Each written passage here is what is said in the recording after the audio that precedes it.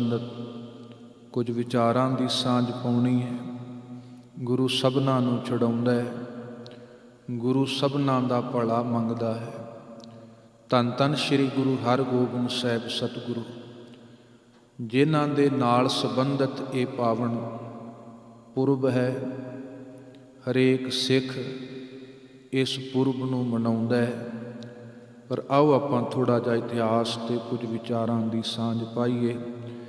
ਪਿਆਰ ਸਹਿਤ ਸਾਰੇ ਆਖੋ ਜੀ ਵਾਹਿਗੁਰੂ ਜੀ ਕਾ ਖਾਲਸਾ, ਵਾਹਿਗੁਰੂ ਜੀ ਕੀ ਫਤਿਹ। ਸਾਹਿਬ ਸਤਿਗੁਰ ਦੀ ਪਾਵਨ ਬਾਣੀ ਅੰਦਰ ਗੁਰਦੇਵ ਵਾਸਤੇ ਬੜੇ ਸੰਬੋਧਨ ਵਿਸ਼ੇਸ਼ਣ ਸਤਿਗੁਰ ਨੇ ਵਰਤੇ ਨੇ, ਅਤੇ ਗੁਰਦੇਵ ਦੀ ਇਹ ਬੜੀ ਵੱਡੀ ਖੂਬੀ ਹੈ। ਆਪ ਮੁਕਤ ਹੈ, ਬੰਧਨਾਂ ਤੋਂ ਰਹਿਤ ਹੈ। ਹੋਰਾਂ ਨੂੰ ਵੀ ਸਤਿਗੁਰ ਇਹ ਮੁਕਤੀ ਦੀ ਦਾਤ, ਬੰਧਨਾਂ ਤੋਂ ਰਹਿਤ ਜੀਵਨ ਦੀ ਦਾਤ ਬਖਸ਼ਿਸ਼ ਕਰਦੇ ਨੇ। ਧੰਨ ਧੰਨ ਸ਼੍ਰੀ ਗੁਰੂ ਹਰਗੋਬਿੰਦ ਸਾਹਿਬ ਸਤਿਗੁਰੂ। ਮੈਂ ਥੋੜ੍ਹਾ ਜਿਹਾ ਇਤਿਹਾਸ ਬੇਨਤੀ ਕਰਾਂ। 30 ਮਈ 1606 ਇਹ ਉਹ ਦਿਹਾੜਾ ਹੈ ਜਦੋਂ ਧੰਨ ਗੁਰੂ ਅਰਜਨ ਦੇਵ ਸਾਹਿਬ ਸ਼ਹੀਦ ਹੋਏ ਨੇ।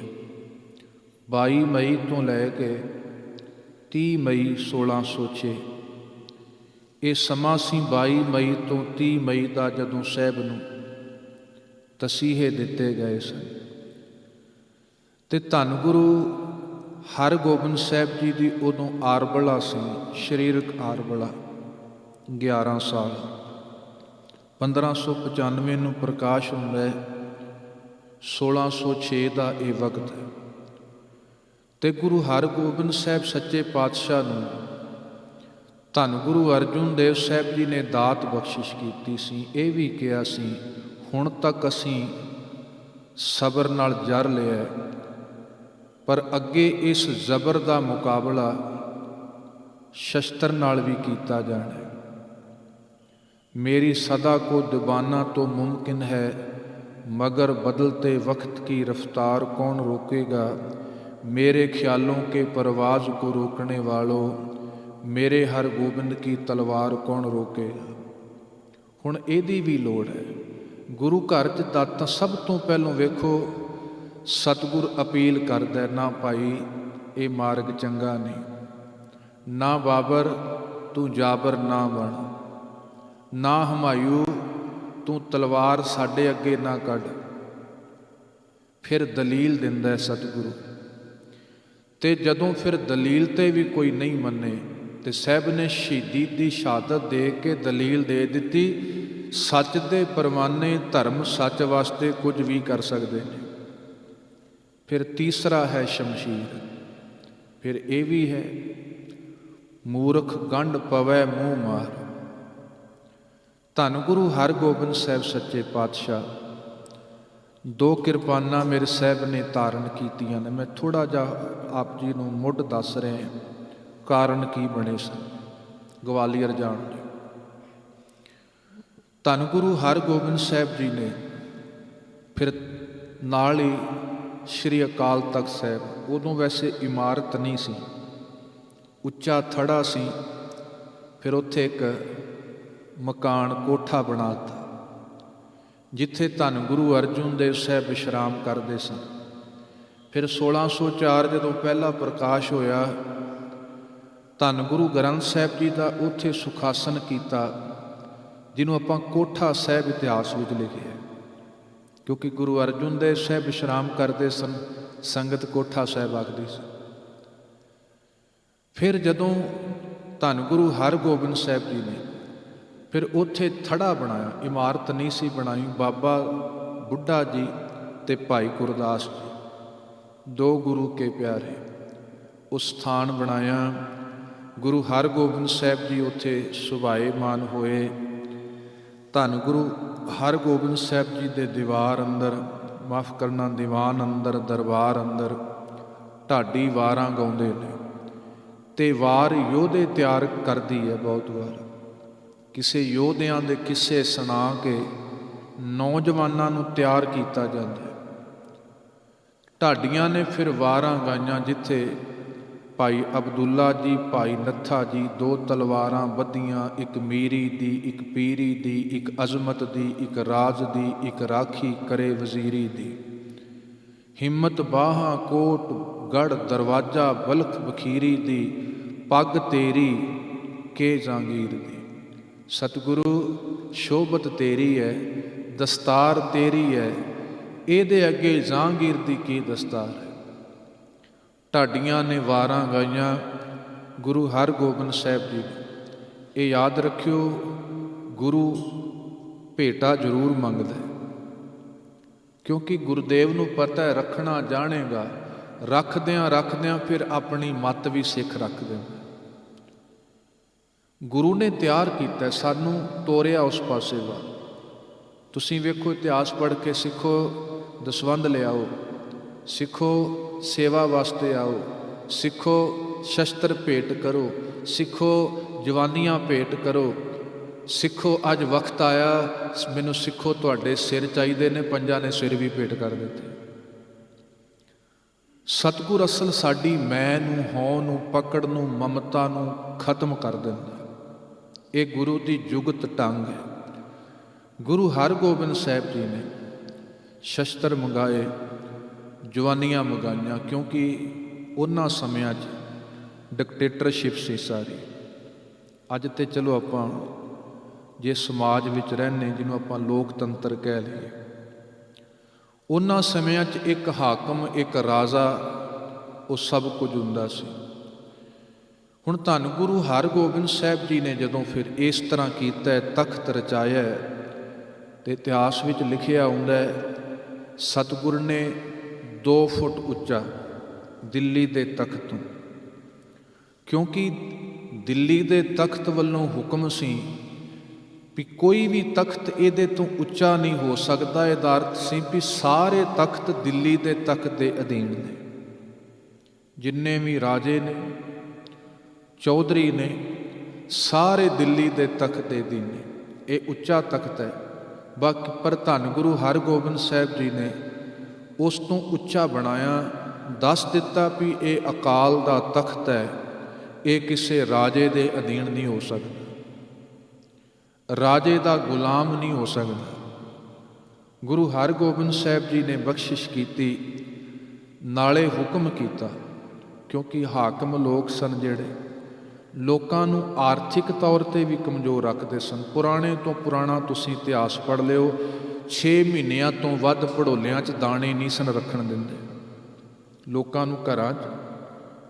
6 ਮਹੀਨੇ ਤੋਂ ਵੱਧ ਨਹੀਂ ਸੀ ਅਨਾਜ ਰੱਖ ਸਕਦੇ। ਲੋਕਾਂ ਨੂੰ ਘਰਾਂ 'ਚ ਆਪਣੇ ਮੋਢੇ ਤੋਂ ਵੱਡੀ ਡਾਂਗ ਰੱਖਣ ਦਾ ਹੁਕਮ ਨਹੀਂ ਸੀ ਵੀ ਜੇ ਇਹ ਤਾਕਤ ਹੋ ਗਏ, ਸਮਰੱਥ ਹੋ ਗਏ ਆਰਥਿਕ ਤੌਰ 'ਤੇ ਜਾਂ ਸਰੀਰਕ ਤੌਰ 'ਤੇ, ਫਿਰ ਤੇ ਬਗਾਵਤ ਕਰ ਦੇਣੀ। ਇਹਨਾਂ ਨੂੰ ਗੁਲਾਮ ਬਣਾ ਕੇ ਰੱਖਣਾ, ਤਾਂ ਕਰਕੇ ਹੁਕਮ ਸੀ। ਪਰ ਧੰਨ ਗੁਰੂ ਹਰਗੋਬਿੰਦ ਸਾਹਿਬ ਜੀ ਨੇ ਹੁਕਮ ਕਰਤਾ ਵੀ ਤੁਸੀਂ ਘੋੜੇ ਰੱਖਣੇ ਨੇ, ਤੁਸੀਂ ਸ਼ਸਤਰ ਰੱਖਣੇ ਨੇ, ਇਹਨਾਂ ਦੀ ਗੁਲਾਮੀ ਨਹੀਂ। ਇਹ ਭੂਪਤ ਸਭ ਦਿਵਸ ਚਾਰ ਕੇ ਝੂਠੇ ਕਰਤ ਦਿਵਜ। ਪਤਾ ਨਹੀਂ ਕਿੰਨੇ ਆਏ ਕਿੰਨੇ ਚਲੇ ਗਏ। ਗੁਰੂ ਹਰਗੋਬਿੰਦ ਸਾਹਿਬ ਸੱਚੇ ਪਾਤਸ਼ਾਹ ਜੀ ਨੇ ਹੁਕਮ ਕੀਤਾ, ਕਿਉਂਕਿ ਆ ਜਿਹੜੀ ਪੱਗ ਹੈ ਨਾ, ਸਿਖੈਰੇ ਦਾ ਇਤਿਹਾਸ ਤੇ ਬਹੁਤ ਵੱਡਾ, ਬਹੁਤ ਪੁਰਾਣਾ। ਪੱਗਾਂ ਬੜੇ ਕਲਚਰ ਦੇ ਨਾਲ ਪੱਗ ਜੋੜਦੀ। ਰਾਜਸਥਾਨੀ ਉਹ ਵੱਖਰਾ ਕਲਚਰ ਹੈ, ਰਜਵਾੜਿਆਂ ਦਾ, ਰਾਜਪੂਤਾਂ ਦਾ ਵੱਖਰਾ। ਆ ਬਾਣੀ ਵਿੱਚ ਵੀ ਭਗਤਾਂ ਨੇ ਬੜੀ ਵਾਰ ਜ਼ਿਕਰ ਕੀਤਾ। ਅਕਾਲ ਪੁਰਖ ਦੀ ਮਹਿਮਾ ਵੀ ਇਹ ਕਰਕੇ ਗਾਈ ਹੈ, ਖੂਬ ਤੇਰੀ ਪਗੜੀ ਮਿੱਠੇ ਤੇਰੇ ਬੋਲ। ਇਹ ਵੀ ਕਹਿ ਪੱਗ ਦਾ ਮਾਣ ਨਾ ਕਰੀ, ਪੱਗ ਸਿਰ। ਪੱਗ ਕੀ ਸੀ? ਇਹ ਸ਼ਕਤੀ ਦਾ ਪ੍ਰਤੀਕ ਸੀ। ਪੱਗ ਇੱਕ 2 ਸ਼ਕਤੀਆਂ ਨੇ, ਮੀਰੀ ਤੇ ਪੀਰੀ, ਰਾਜ ਸੱਤਾ ਤੇ ਪ੍ਰਭੂ ਸੱਤਾ। ਹੁਣ ਮੀਰੀ ਪੀਰੀ ਤੁਸੀਂ ਬਹੁਤ ਵਾਰ ਸ਼ਬਦ ਸੁਣਦੇ ਹੋ। ਮੀਰ ਸ਼ਬਦ ਬਣਿਆ ਅਮੀਰ ਤੋਂ। ਮੀਰੀ ਸੰਸਾਰੀ ਤਾਕਤ, ਸੰਸਾਰੀ ਅਜ਼ਮਤ, ਕੋਈ ਪਦਵੀ ਹੈ, ਕੋਈ ਰਾਜ ਹੈ, ਕੋਈ ਤਖਤ ਹੈ। ਪੀਰੀ ਅਧਿਆਤਮਕ ਸ਼ਕਤੀ। ਮੀਰੀ ਤੇ ਪੀਰੀ ਦੀਆਂ ਦਾਤਾਂ ਗੁਰੂ ਦਰ ਤੇ ਵਰਤਦੀਆਂ ਨੇ। ਵਾਹਿਗੁਰੂ ਤੂੰ ਮੀਰ ਵੀ ਹੈ, ਤੂੰ ਪੀਰ ਵੀ ਹੈ। ਤੇਰੇ ਤੋਂ ਵੱਡਾ ਕੋਈ ਮੀਰ ਸ਼ਾਹ ਨਹੀਂ, ਤੇਰੇ ਤੋਂ ਵੱਡਾ ਕੋਈ ਪੀਰ ਨਹੀਂ। ਵਾਹਿਗੁਰੂ ਨੂੰ ਵੀ ਕਿਹਾ ਵੀ ਤੇਰੀ ਪੱਗ ਬੜੀ ਸੋਹਣੀ ਹੈ। ਇਹ ਇੱਕ ਸ਼ਕਤੀ ਦਾ ਪ੍ਰਤੀਕ ਹੈ, ਇੱਕ ਚੌਧਰ ਦਾ, ਇੱਕ ਸੱਤਾ ਦਾ ਪ੍ਰਤੀਕ ਹੈ। ਤੇ ਜਿੱਥੇ ਚੌਧਰੀ ਲੋਕ ਸਨ ਜਾਂ ਰਾਜੇ ਸਨ, ਉਹ ਸਿਰ ਤੇ ਪੱਗ ਬੰਨ੍ਹਦੇ ਸਨ। ਰਾਜੇ ਜਿਹੜਾ ਹਾਕਮ ਹੁੰਦਾ ਸੀ ਵੱਡਾ, ਉਹ ਪੱਗ ਬੰਨ੍ਹਦਾ ਸੀ, ਪੱਗ ਦੇ ਉੱਤੋਂ ਲੜ ਉੱਪਰ ਨੂੰ ਕਰਦਾ ਸੀ। ਉਹਨਾਂ ਰਾਜਿਆਂ ਦੇ ਅਧੀਨ ਜਿਹੜੇ ਛੋਟੇ ਰਾਜੇ ਸਨ, ਉਹ ਵੀ ਪੱਗ ਬੰਨ੍ਹਦੇ ਸਨ, ਪਰ ਉਹਨਾਂ ਦਾ ਲੜ ਥੱਲੇ ਨੂੰ ਹੁੰਦਾ ਸੀ। ਤੁਸੀਂ ਵੇਖਿਆ ਹੋਣਾ, ਅੱਜ ਵੀ ਕਈਆਂ ਨੇ ਬੱਧੀ ਹੋਈ।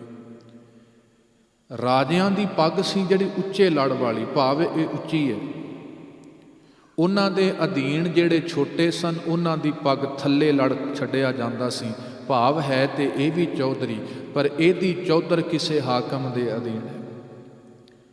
ਤੇ ਗੁਰਦੇਵ ਨੇ ਸਾਨੂੰ ਦਸਤਾਰ ਦਿੱਤੀ, ਉੱਚੀ ਵੀ ਨਹੀਂ ਕਰਨੀ, ਹੰਕਾਰ ਵੀ ਨਹੀਂ ਰੱਖਣਾ, ਥੱਲੇ ਵੀ ਨਹੀਂ ਲੜ ਛੱਡਣਾ, ਆਤਮਹੀਣਤਾ ਵੀ ਨਾ ਆਏ। ਆ ਜਿਹੜੀ ਸਿੰਘ ਸਾਹਿਬ ਪੱਗ ਬੰਨ੍ਹਦੇ ਨੇ, ਤੁਸੀਂ ਵੇਖਿਆ ਹੋਣਾ ਹੈ, ਸਾਹਿਬ ਨੇ ਦਸਤਾਰ ਦਿੱਤੀ ਜਿਹੜੀ ਮੀਰੀ ਤੇ ਪੀਰੀ, ਜਿਹਦੇ 'ਚ ਦੋਨੋਂ ਦੀ ਦਾਤ ਸਾਨੂੰ ਮਿਲ ਜਾਏ। ਇਹ ਨਿਸ਼ਾਨੀਆਂ ਨੇ, ਪ੍ਰਤੀਕ ਨੇ ਸਾਹਿਬ ਨੇ, ਇਹ ਦਾਤ ਬਖਸ਼ਿਸ਼ ਕੀਤੀ।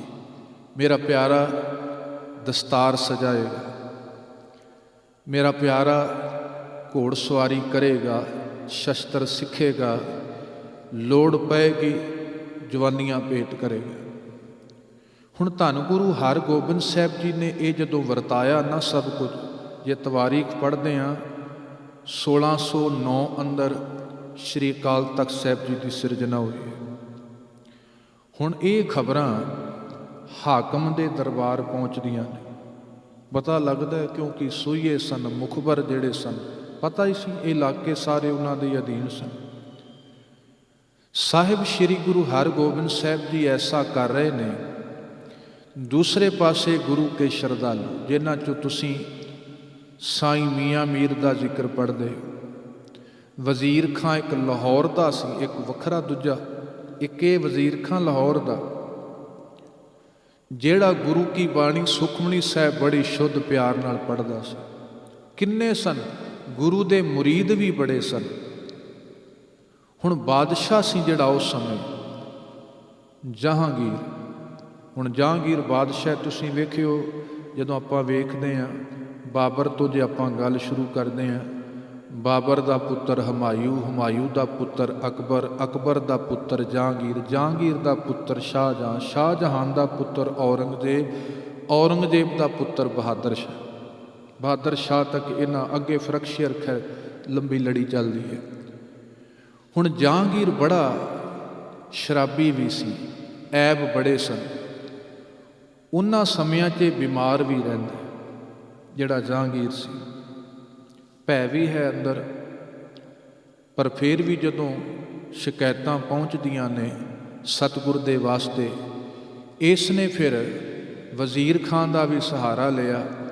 ਇੱਕ ਹੋਰ ਸਾਈਂ ਸੀ, ਧੰਨ ਗੁਰੂ ਹਰਗੋਬਿੰਦ ਸਾਹਿਬ ਸੱਚੇ ਪਾਤਸ਼ਾਹ ਕੋਲ ਪਰਵਾਨਾ ਭੇਜਿਆ, ਤੁਹਾਨੂੰ ਦਿੱਲੀ ਦੀ ਧਰਤੀ 'ਤੇ ਬੁਲਾਇਆ, ਕੁਝ ਵਿਚਾਰਾਂ ਹੋਣਗੀਆਂ।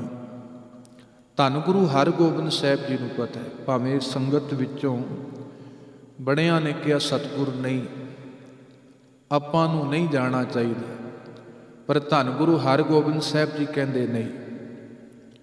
ਗੁਰੂ ਹਰਗੋਬਿੰਦ ਸਾਹਿਬ ਜਦੋਂ ਮੇਰੇ ਸਾਹਿਬ ਸਤਿਗੁਰੂ ਚੱਲਦੇ ਨੇ, ਲਗਭਗ 2 ਕੁ ਸਾਲ ਦਾ ਇਹ ਸਮਾਂ ਬਣਦਾ। ਗੁਰੂ ਹਰਗੋਬਿੰਦ ਸਾਹਿਬ ਮੇਰੇ ਸਤਿਗੁਰੂ ਤੁਰੇ, ਆ ਮਜਨੂ ਕਾ ਟਿੱਲਾ ਹੈ ਜਿੱਥੇ, ਸਤਿਗੁਰੂ ਨੇ ਉੱਥੇ ਵੀ ਇੱਕ ਪੜਾਅ ਕੀਤਾ ਹੈ। ਤੇ ਜਹਾਂਗੀਰ ਨੇ ਆਪਣਾ ਇੱਕ ਸਾਈਂ ਵੀ ਭੇਜਿਆ ਸੀ, ਨਜ਼ੂਮੀ। ਬਾਦਸ਼ਾਹ ਜਿਹੜੇ ਨੇ, ਹਾਕਮ ਜਿਹੜੇ ਸਨ, ਅੰਧ ਵਿਸ਼ਵਾਸੀ ਵੀ ਬੜੇ ਹੁੰਦੇ ਸਨ। ਨਜ਼ੂਮੀਆਂ ਨੇ ਇਹ ਵੀ ਕਿਹਾ ਸੀ ਵੀ ਧੰਨ ਗੁਰੂ ਹਰਗੋਬਿੰਦ ਸਾਹਿਬ ਬੜੀ ਅਜ਼ਮਤ ਵਾਲੇ ਨੇ, ਜੇ ਕੁਝ ਸਮਾਂ ਰਹਿਣਗੇ ਇੱਥੇ, ਤੁਹਾਡੇ ਦੁੱਖ, ਤੁਹਾਡੇ ਰੋਗ ਵੀ ਠੀਕ ਹੋ ਸਕਦੇ ਨੇ। ਗੁਰੂ ਹਰਗੋਬਿੰਦ ਸਾਹਿਬ ਜੀ ਨੂੰ ਪਰਖਣ ਵਾਸਤੇ ਇਸ ਨੇ ਇੱਕ ਸਿਕੰਦਰ ਸ਼ਾਹ, ਇੱਕ ਫਕੀਰ ਭੇਜਿਆ, ਮਜਨੂ ਕੇ ਟਿੱਲੇ। ਗੁਰੂ ਹਰਗੋਬਿੰਦ ਸਾਹਿਬ ਜੀ ਨਾਲ ਵਿਚਾਰ ਹੁੰਦੀ ਹੈ।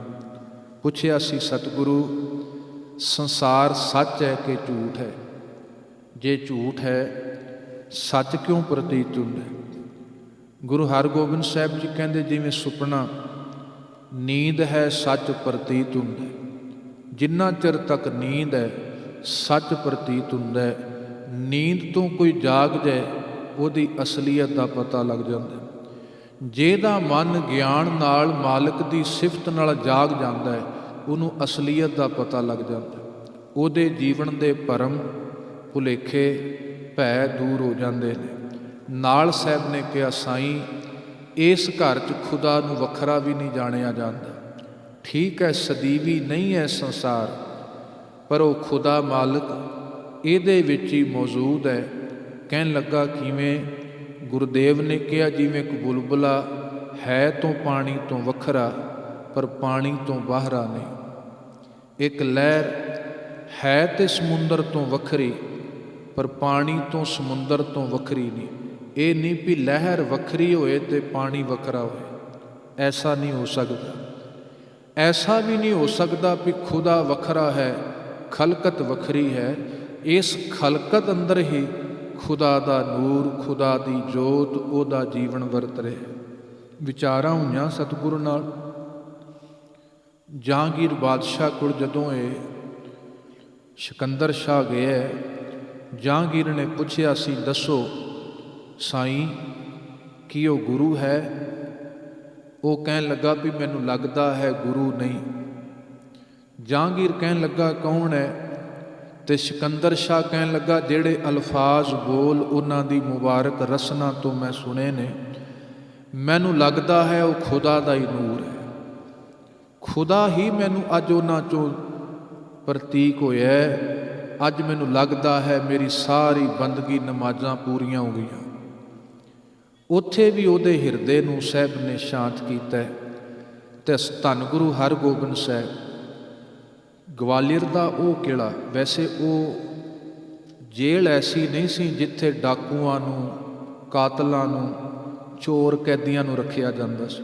ਜਿਵੇਂ ਅੱਜ ਵੀ ਵੇਖੋ ਤੁਸੀਂ ਸਰਕਾਰਾਂ ਨਾ ਕਿਸੇ ਰਾਜੇ ਨੂੰ ਨਜ਼ਰਬੰਦ ਕਰ ਦਿੰਦੀਆਂ ਨੇ। ਨਜ਼ਰਬੰਦ ਕੀਤੇ ਜਾਂਦੇ ਨੇ ਨਾ ਅੱਜ ਵੀ ਇਸ ਕਿਉਂਕਿ ਹੁਣ ਉਹਦਾ ਸੰਬੰਧ ਦੁਨੀਆ ਸਮਾਜ ਨਾਲੋਂ ਤੋੜ ਦਿੱਤਾ ਜਾਏ, ਸਮਾਜ ਤੋਂ ਵੱਖਰੇ ਕਰ ਦਿੱਤੇ ਜਾਣ। ਕੋਈ ਬਗਾਵਤ ਦਾ ਡਰ ਹੋਏ, ਕੋਈ ਹੋਰ ਡਰ ਹੋਏ। ਹੁਣ ਉਹ ਕਿਲ੍ਹਾ ਐਸਾ ਸੀ ਜਿੱਥੇ ਇਕੱਲੇ ਰਾਜੇ ਰੱਖੇ ਜਾਂਦੇ ਸੀ, ਕੋਈ ਚੋਰ ਡਾਕੂ ਨਹੀਂ। ਰਾਜਿਆਂ ਦੀ ਉਹ ਕੈਦ ਸੀ। ਪਰ ਜਿਹੜਾ ਵੀ ਰਾਜਾ ਉੱਥੇ ਆਉਂਦਾ ਸੀ ਸਹਿਜ ਸਹਿਜ ਉਸ ਨੂੰ ਇਸ ਢੰਗ ਦੇ ਨਾਲ ਕੋਈ ਖਾਣ ਵਿੱਚ ਜ਼ਹਿਰ, ਕੋਈ ਪਾਣ ਵਿੱਚ ਜ਼ਹਿਰ ਦਿੱਤਾ ਜਾਂਦਾ ਸੀ। ਜਾਂ ਬਹੁਤੇ ਰਾਜੇ ਉੱਥੇ ਡਰ ਸਹਿਮ ਵਿੱਚ ਹੀ ਮਰ ਜਾਂਦੇ ਸਨ। ਜ਼ਿਆਦਾਤਰ ਇਹ ਪਹਾੜੀ ਇਲਾਕੇ ਦੇ 22 ਤਾਰ ਰਾਜੇ।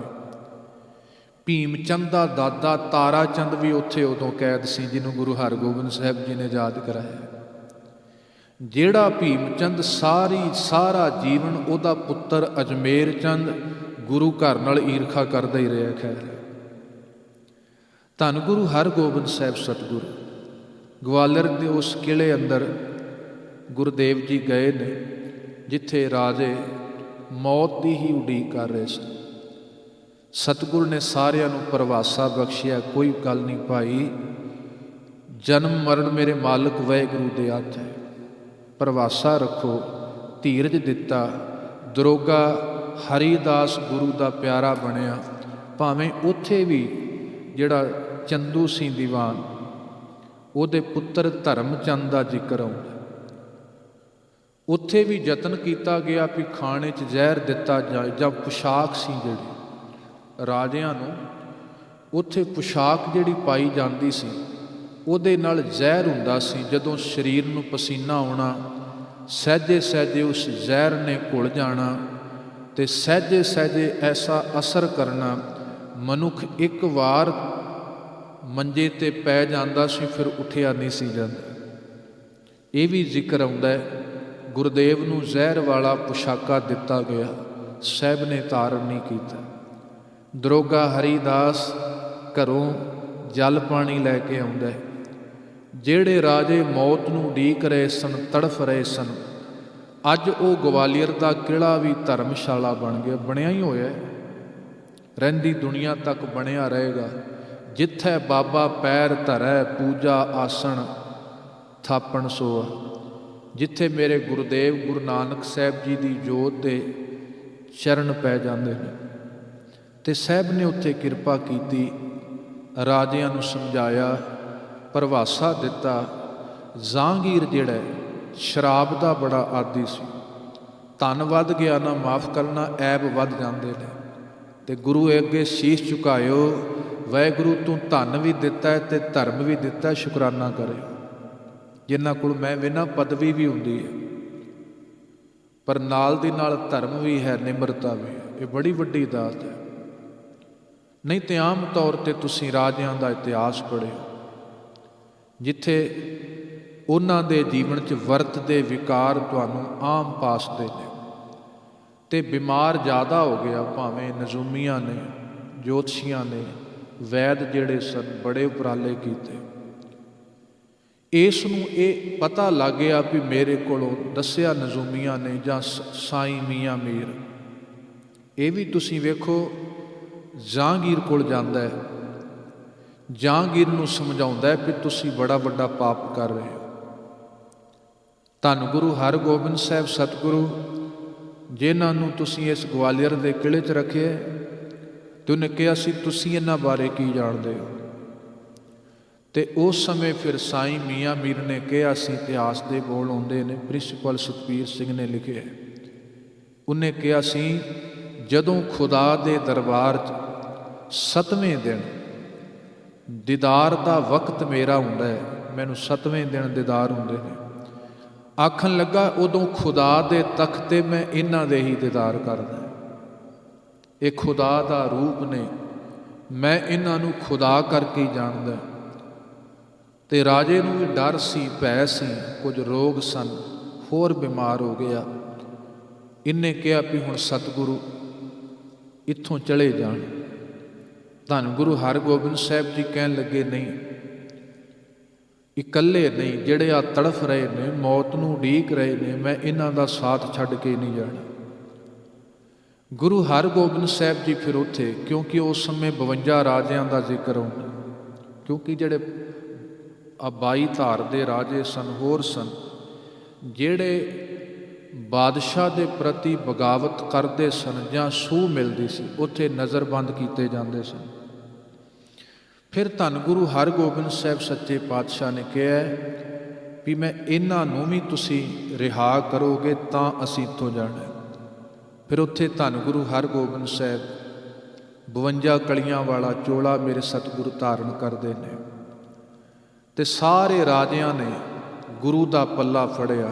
ਗੁਰਮੁਖੋ ਆਪਾਂ ਵੀ ਇੱਥੇ ਆਏ, ਵੇਖੋ ਆਪਾਂ ਵੀ ਤੇ ਚਲੋ ਆ ਕਰਮਾਂ ਦੀ ਖੇਡ ਮਟਾਉਣੀ ਆਏ ਨਾ, ਇੱਥੇ ਗੁਰੂ ਵੀ ਇੱਥੇ ਆਏ, ਫਰਕ ਬੜਾ ਹੈ। ਅਸੀਂ ਕਰਮਾਂ ਨੂੰ ਭੋਗਣ ਆਏ ਹਾਂ, ਗੁਰੂ ਕਰਮਾਂ ਦਾ ਬੱਧਾ ਨਹੀਂ ਆਉਂਦਾ। ਜਿਵੇਂ ਇੱਕ ਜੇਲ੍ਹ ਹੈ, ਉੱਥੇ ਕੈਦੀ ਵੀ ਨੇ, ਇੱਕ ਉੱਥੇ ਜੇਲਰ ਵੀ ਹੈ। ਰਹਿ ਭਾਵੇਂ ਦੋਨੋਂ ਜੇਲ੍ਹ 'ਚ ਰਹੇ ਨੇ, ਇੱਕ ਆਪਣੀ ਸਜ਼ਾ ਕੱਟ ਰਹੇ ਨੇ, ਇੱਕ ਸਰਕਾਰ ਦੇ ਹੁਕਮ ਦੇ ਨਾਲ ਆਏ। ਗੁਰੂ ਹੈ ਮਾਲਕ ਵਾਹਿਗੁਰੂ ਦੇ ਹੁਕਮ ਦੇ ਨਾਲ। ਧੰਨ ਗੁਰੂ ਨਾਨਕ ਸਾਹਿਬ ਨੂੰ ਵਾਹਿਗੁਰੂ ਨੇ ਪਠਾਇਆ, ਭਾਈ ਗੁਰਦਾਸ ਨੇ ਵਾਲੇ ਦਿੱਤੇ ਨੇ। ਗੁਰੂ ਆਉਂਦਾ ਹੈ, ਅਸੀਂ ਕਰਮਾਂ ਦੇ ਬੱਝੇ ਹੋਏ ਆਏ, ਤੇ ਇੱਥੋਂ ਨਿਕਲਣ ਦਾ ਇੱਕੋ ਹੀ ਢੰਗ ਹੈ, ਜਿੰਨੇ ਜਿੰਨੇ ਗੁਰੂ ਦਾ ਪੱਲਾ ਫੜ ਲਿਆ, ਇਸ ਕੈਦ 'ਚੋਂ ਆਜ਼ਾਦ ਹੋ ਜਾਂਦਾ। ਸਰੀਰ ਦੀ ਮੜੀ 'ਚੋਂ, ਸੰਸਾਰ ਦੇ ਬੰਧਨਾਂ ਤੋਂ। ਸ਼ਰਤ ਇੱਕੋ ਹੀ ਹੈ, ਪੱਲਾ ਸਾਨੂੰ ਗੁਰੂ ਦਾ ਹੀ ਫੜਨਾ ਪੈਣਾ।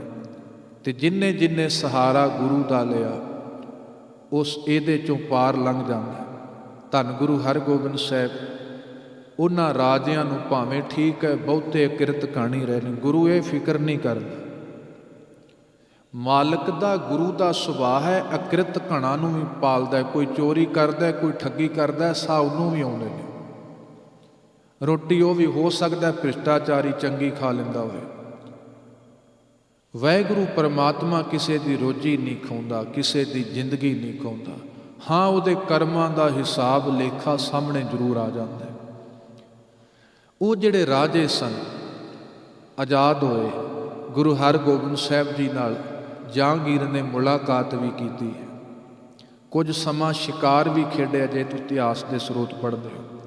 ਯਮੁਨਾ ਦੇ ਕੰਢੇ ਤੇ ਸ਼ਿਕਾਰ ਖੇਡਦੇ ਨੇ, ਤੰਬੂ ਲੱਗ ਗਏ ਦੂਰ ਦੂਰ। ਅੱਜ ਇੱਕ ਗਰੀਬੜੇ ਸਿੱਖ ਨੇ, ਠੀਕ ਹੈ ਸਿੱਖ ਗਰੀਬ ਹੋਏ ਕੋਈ ਗੱਲ ਨਹੀਂ, ਪਰ ਸਿੱਖ ਵਿਕਾਊ ਨਹੀਂ ਹੁੰਦਾ। ਗਰੀਬੀ ਵੀ ਦਾਤ ਹੈ ਵਾਹਿਗੁਰੂ ਦੀ, ਅਮੀਰੀ ਵੀ ਚਲੋ ਉਹਦੀ ਦਾਤ ਹੈ।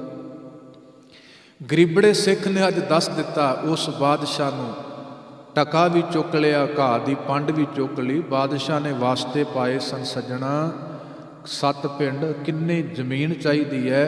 ਕਹਿਣ ਲੱਗਾ ਨਹੀਂ, ਇਹ ਭੇਟਾ ਮੈਂ ਸੱਚੇ ਪਾਤਸ਼ਾਹ ਨੂੰ ਦੇਣੀ ਹੈ। ਧੰਨ ਗੁਰੂ ਹਰਗੋਬਿੰਦ ਸਾਹਿਬ ਸੱਚੇ ਪਾਤਸ਼ਾਹ। ਹੁਣ ਸਾਹਿਬ ਸੱਚੇ ਪਾਤਸ਼ਾਹ ਦੇ ਦਰ ਤੇ ਜਾਂਦਾ ਹੈ, ਗੁਰਦੇਵ ਉਹਦੀ ਭੇਟਾ ਕਬੂਲ ਕਰਦੇ ਨੇ, ਲੋਕ ਪਰਲੋਕ ਦਾ ਸੁੱਖ ਬਖਸ਼ਿਸ਼ ਕਰਦੇ ਨੇ। ਤੇ ਬਾਦਸ਼ਾਹ ਨੂੰ ਵੀ ਲੱਗ ਗਿਆ, ਭਾਵੇਂ ਧਨ ਮੇਰੇ ਕੋਲ ਜਿੰਨਾ ਮਰਜ਼ੀ ਹੈ, ਰਾਜ ਮੇਰੇ ਕੋਲ ਜਿੰਨਾ ਮਰਜ਼ੀ ਹੈ, ਸੱਚਾ ਪਾਤਸ਼ਾਹ ਤੇ ਧੰਨ ਗੁਰੂ ਹਰਗੋਬਿੰਦ ਸਾਹਿਬ ਜੀ ਨੇ।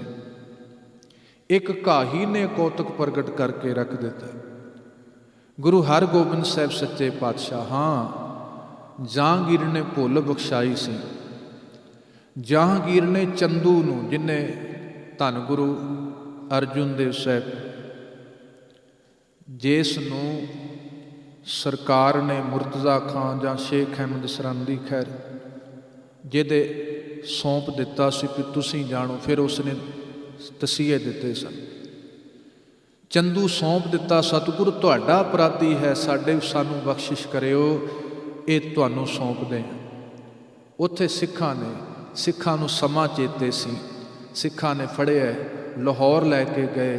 ਗਲੀਆਂ ਵਾਲੇ ਲੋਕ ਜਿੱਥੋਂ ਮੇਰੇ ਗੁਰੂ ਅਰਜੁਨ ਦੇਵ ਸਾਹਿਬ ਲੰਘ ਕੇ ਗਏ ਸਨ, ਭਾਈ ਜੇਠਾ ਵਿਦਿਆ ਨੇ ਸਹਾਰਾ ਦਿੱਤਾ ਸੀ। ਜਦੋਂ ਸਾਹਿਬ ਜੀ ਰਾਵੀ ਵੱਲ ਗਏ, ਉਹ ਲੋਕਾਂ ਨੇ ਵੇਖਿਆ ਸੀ, ਗੁਰੂ ਅਰਜੁਨ ਦੇਵ ਸਾਹਿਬ ਦੇ ਦਰਸ਼ਨ ਕੀਤੇ ਸਨ।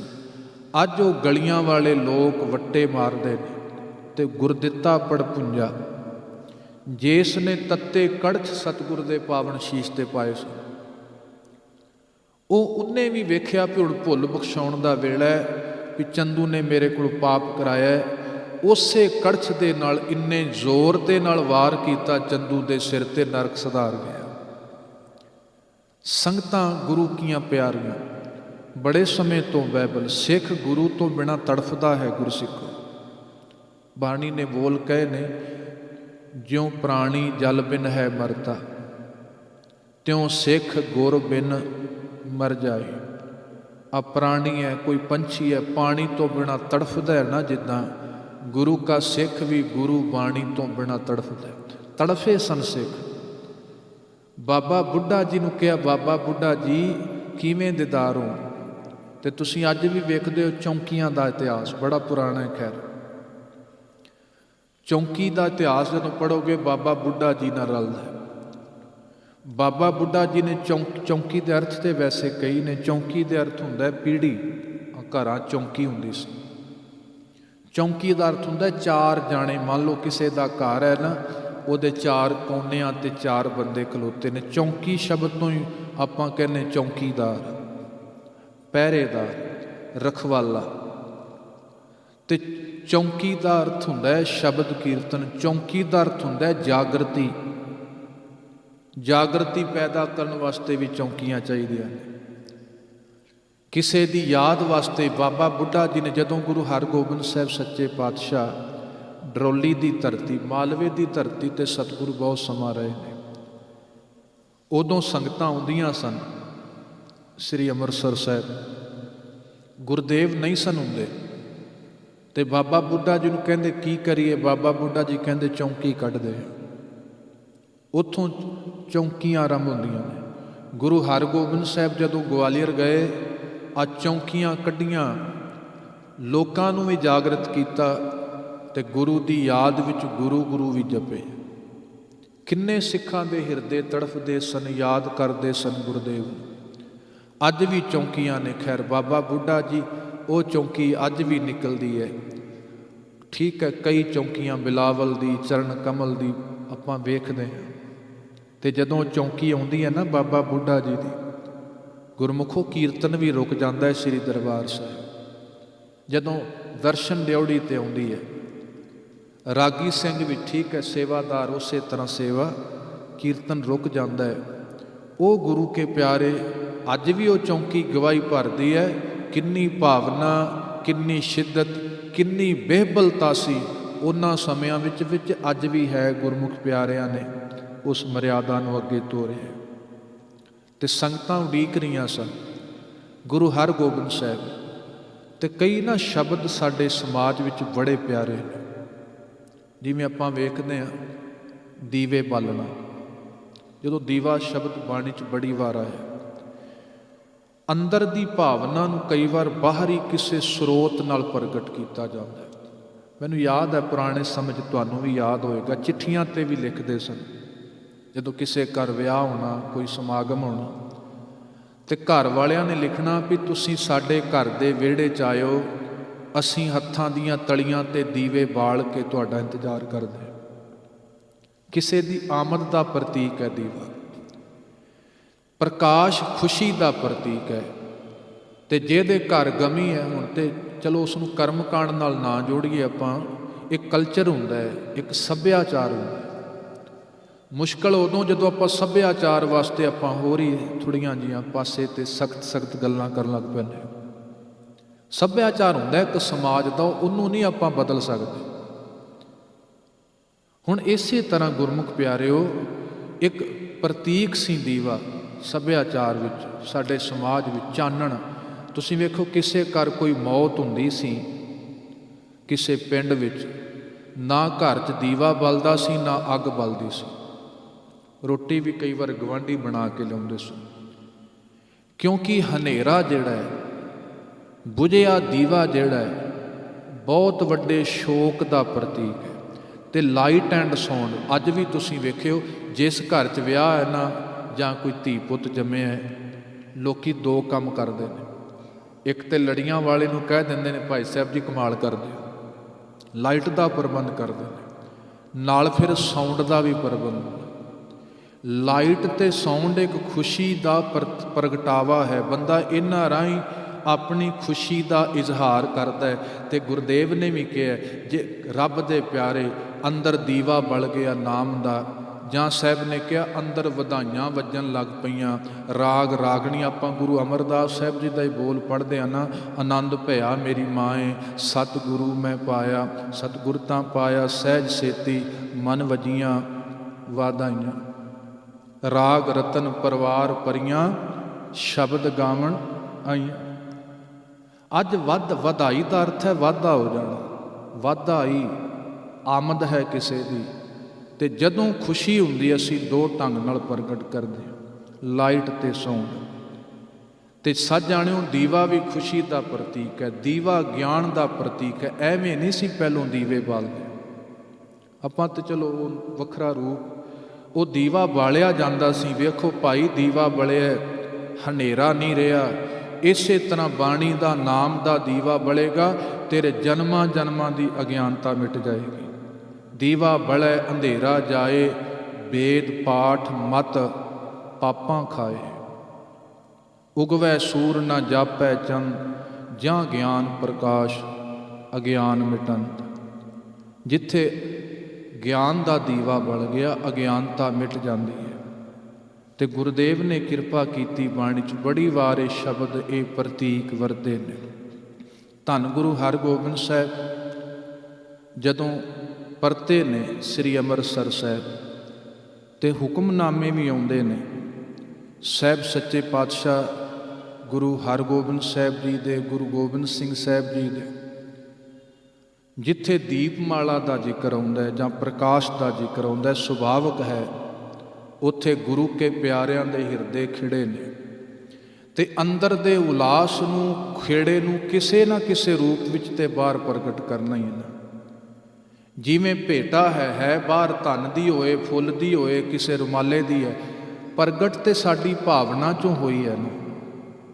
ਭਾਵਨਾ ਨਹੀਂ ਦਿਸਦੀ, ਹਾਂ ਭਾਵਨਾ ਦਾ ਇੱਕ ਬਾਹਰੀ ਰੂਪ ਹੈ ਭੇਟਾ। ਅੰਦਰ ਦੀ ਖੁਸ਼ੀ ਦਾ ਬਾਹਰੀ ਰੂਪ ਹੈ ਇੱਕ ਚਾਨਣ ਪ੍ਰਕਾਸ਼। ਅੰਦਰ ਦੀ ਖੁਸ਼ੀ ਦਾ ਇੱਕ ਰੂਪ ਹੈ ਬਾਹਰੀ, ਬੰਦਾ ਗਾਉਂਦਾ, ਖੁਸ਼ ਹੋਏ ਬੰਦਾ ਗਾਉਂਦਾ, ਬੰਦਾ ਗਾ ਉੱਠਦਾ, ਬੋਲ ਉੱਠਦਾ। ਅਤੇ ਦੁਖੀ ਬੰਦੇ ਨੂੰ ਤੁਸੀਂ ਬੁਲਾਓ ਤੇ ਬੋਲਦਾ ਹੀ ਨਹੀਂ, ਚੁੱਪ ਕਰ ਗਿਆ। ਦੁਖੀ ਬੜਾ, ਦੁੱਖ ਬੜੇ ਵੱਧ ਗਏ। ਸੋ ਗੁਰੂ ਕੇ ਪਿਆਰਿਆਂ ਨੇ ਉਹ ਖੁਸ਼ੀਆਂ ਮਨਾਈਆਂ। ਧੰਨ ਗੁਰੂ ਹਰਗੋਬਿੰਦ ਸਾਹਿਬ ਮੇਰੇ ਸਤਿਗੁਰ ਦੀ ਆਮਦ ਹੋਈ। ਹਾਂ, ਗੁਰੂ ਦੀ ਆਮਦ ਦੇ ਨਾਲ ਸਭ ਕੁਝ ਰੁਸ਼ਨਾ ਜਾਂਦਾ। ਜਦੋਂ ਬਾਣੀ ਗੁਰ ਸ਼ਬਦ ਦਾ ਦੀਵਾ ਜਿਸ ਹਿਰਦੇ ਜਿਸ ਜੀਵਨ ਵਿੱਚ ਬਲਿਆ, ਸਭ ਕੁਝ ਹੀ ਰੁਸ਼ਨਾ ਗਿਆ। ਉੱਥੇ ਕੋਈ ਭਰਮ ਭੁਲੇਖਾ, ਕੋਈ ਦੁੱਖ ਸੰਤਾਪ ਰਿਹਾ ਹੀ ਨਹੀਂ। ਅਤੇ ਬੰਦੀ ਛੋੜ ਦਾਤਾ ਧੰਨ ਗੁਰੂ ਹਰਗੋਬਿੰਦ ਸਾਹਿਬ ਸਤਿਗੁਰੂ ਪਾਤਸ਼ਾਹ, ਜਿਨ੍ਹਾਂ ਦੀ ਆਮਦ ਹੋਈ ਲਗਭਗ 1612 ਅੰਦਰ, ਲਗਭਗ 1.5-2 ਸਾਲ ਦਾ ਸਮਾਂ ਮਿਲਦਾ ਹੈ। 10 ਦੇ ਲਗਭਗ ਸਤਿਗੁਰੂ ਗਏ ਸਨ, 1612 ਦੇ ਲਗਭਗ ਸਤਿਗੁਰੂ ਵਾਪਸ ਪਰਤੇ ਨੇ। ਸਾਰੀਆਂ ਸੰਗਤਾਂ 'ਚ ਖੁਸ਼ੀ ਹੈ, ਆਨੰਦ ਹੈ। ਜਿਸ ਪੁਰਬ ਨੂੰ ਆਪਾਂ ਬੰਦੀ ਛੋੜ ਰੂਪ ਅੰਦਰ ਸਦਾ ਮਨਾਉਂਦੇ ਹਾਂ। ਹਾਂ, ਹਿੰਦੂ ਵੀਰ ਦੀਵਾਲੀ ਰੂਪ ਅੰਦਰ ਮਨਾਉਂਦੇ ਨੇ।